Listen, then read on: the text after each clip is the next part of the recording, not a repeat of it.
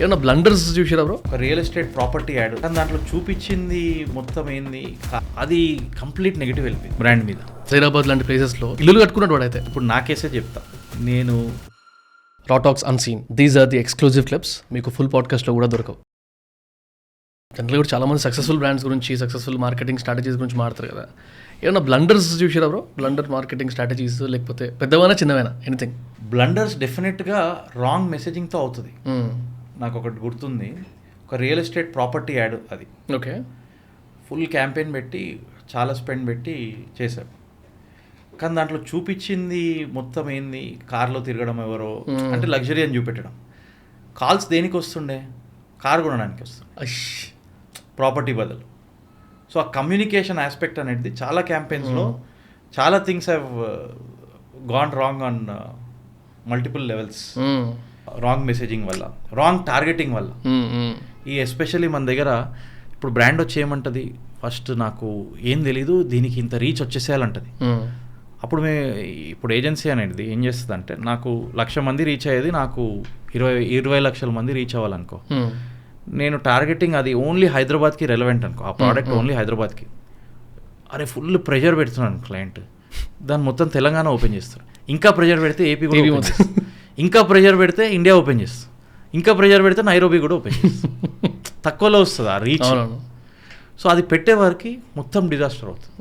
అలా ఎన్నో డే నడుస్తుంటాయి ఇలాంటి campaigns, just because to satisfy client అని. ఆ క్లయింట్కి మే నాట్ బి అవేర్, అరే ఇంత బూత్ జరుగుతుందని. So there biggest issues happen especially in digital world.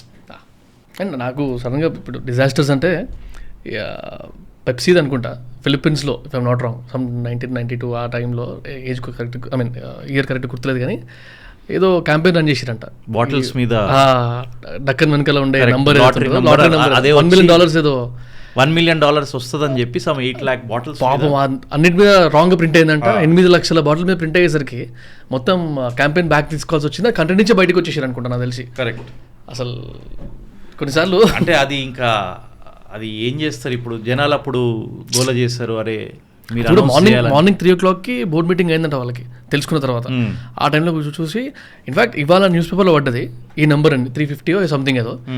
ఈ నెంబర్ 8 lakhs బాటిల్ పడేసరికి ఇంకొక నెంబర్ అని చెప్పి నెక్స్ట్ డే మళ్ళీ ప్రింట్లో యాడ్ ఇచ్చారంట. అసలు చాలా క్లస్టర్ అది. బట్ వింటనే భయం అవుతుంది అది ఇంది పాపం 8 లక్షల బాటిల్ మీద వేస్తే.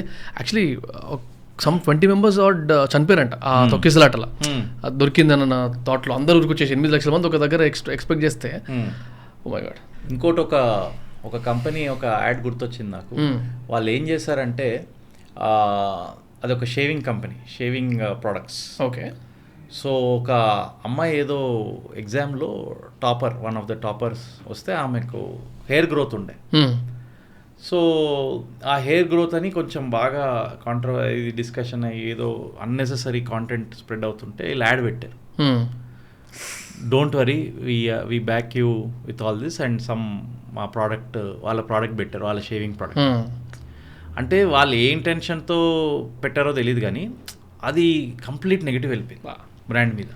అంటే how can you take that kind of a sensitive టాపిక్ని తీసుకొని నీ బ్రాండ్ది పెట్టి, నో వీ సపోర్ట్ యూ అనే పెట్టినా, నువ్వు that is not the publicity.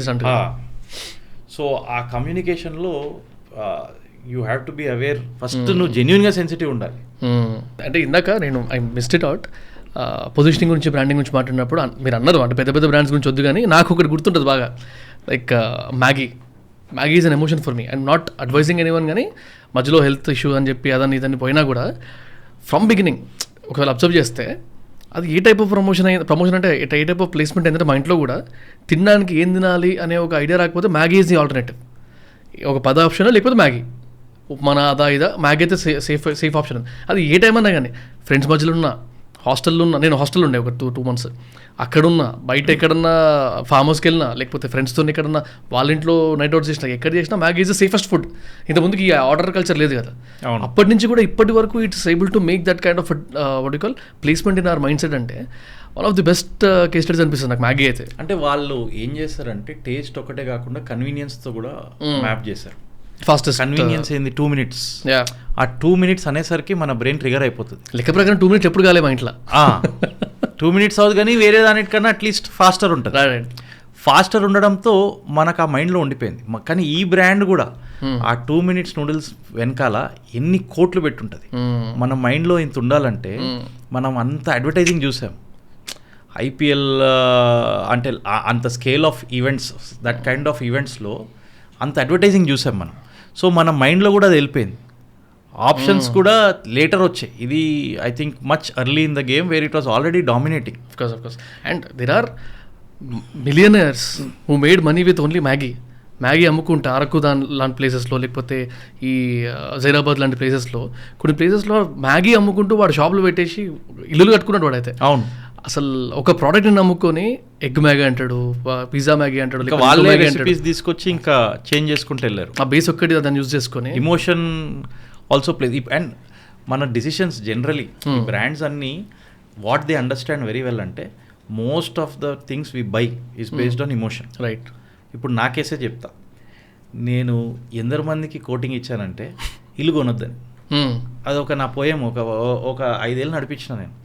ఇల్లు కొనకరా అని అందరికి పోయి చెప్పిన. చాలామంది ఫ్రెండ్స్ని ఇల్లు అమ్మిపించేసా రెంట్లో ఉండాలని.